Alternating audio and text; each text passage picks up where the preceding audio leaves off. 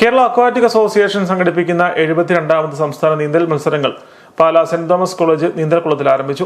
സംസ്ഥാനത്തെ എല്ലാ ജില്ലകളിൽ നിന്നുമുള്ള 300ഓളം പുരുഷ വനിതാ താരങ്ങളാണ് പങ്കെടുക്കുന്നത്. കോട്ടയം ജില്ലയിൽ ഇതാദ്യമായാണ് ഒരു സംസ്ഥാന നീന്തൽ മത്സരം നടക്കുന്നത്. ഉദ്ഘാടന സമ്മേളനത്തിൽ ജില്ലാ അക്വാറ്റിക് അസോസിയേഷൻ പ്രസിഡന്റും സംസ്ഥാന വൈസ് പ്രസിഡന്റുമായ അഡ്വക്കേറ്റ് ബിനു പുളിക്കണ്ടം അധ്യക്ഷത വഹിച്ചു. മന്ത്രി റോഷി അഗസ്റ്റിൻ മത്സരം ഉദ്ഘാടനം ചെയ്തു. കുട്ടികളിലും യുവാക്കളിലും വലിയ തോതിൽ കായികഭ്രമം വീണ്ടെടുക്കാൻ നമുക്ക് നല്ലവണ്ണം പരിശ്രമിക്കേണ്ടതായിട്ടുണ്ട്.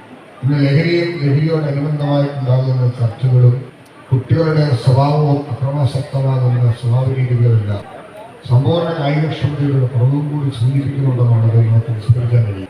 യുവാക്കളെ വൈകുന്നേരങ്ങളിലൊക്കെ എൻഗേജ് ആക്കുക, അവർക്ക് കളിക്കാനും ഉല്ലസിക്കാനും ഒക്കെ അവസരങ്ങൾ നഷ്ടപ്പെട്ടു പോകാതെ സൂക്ഷിക്കുക, അത്തരത്തിൽ അവരെയെല്ലാം കൊണ്ടുവന്നെത്തിക്കുന്നതിനുള്ള പരിശ്രമത്തിന്റെ ഭാഗമായിട്ടാണ് കളിക്കളങ്ങളും സജീവമാകാനും നഷ്ടപ്പെട്ട കളിക്കളങ്ങൾ തിരിച്ചെടുക്കാനും കഴിയത്തക്ക വിധത്തിലുള്ള പ്രവർത്തനങ്ങളും പദ്ധതികളും ഗവൺമെന്റ് ആവിഷ്കരിച്ച് നടപ്പിലാക്കാൻ ഉദ്ദേശിച്ചിട്ടുണ്ട്.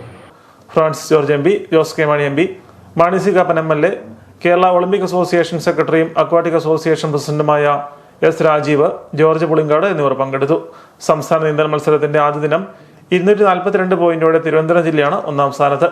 എറണാകുളം ജില്ല 204 പോയിന്റോടെ രണ്ടാം സ്ഥാനത്തും 42 പോയിന്റോടെ പാലക്കാട് മൂന്നാം സ്ഥാനത്തുമെത്തി. 4 പുതിയ റെക്കോർഡുകളാണ് ആദ്യ ദിനത്തിൽ സ്ഥാപിക്കപ്പെട്ടത്. പുരുഷ വിഭാഗം 1500 മീറ്റർ ഫ്രീ സ്റ്റൈലിൽ തിരുവനന്തപുരത്തിന്റെ ജുഹുനു കൃഷ്ണ, വനിതകളുടെ 800 മീറ്ററിൽ Hannah Elizabeth Seo, 200 metre back സ്ട്രോക്കിൽ അവാന്തിക പ്രദീപ്, പുരുഷ വിഭാഗം 50 മീറ്റർ ബ്രസ്റ്റ് സ്ട്രോക്കിൽ ക്ലിഫോർഡ് ജോസഫ് എന്നിവരാണ് റെക്കോർഡിന് ഉടമകളായത്.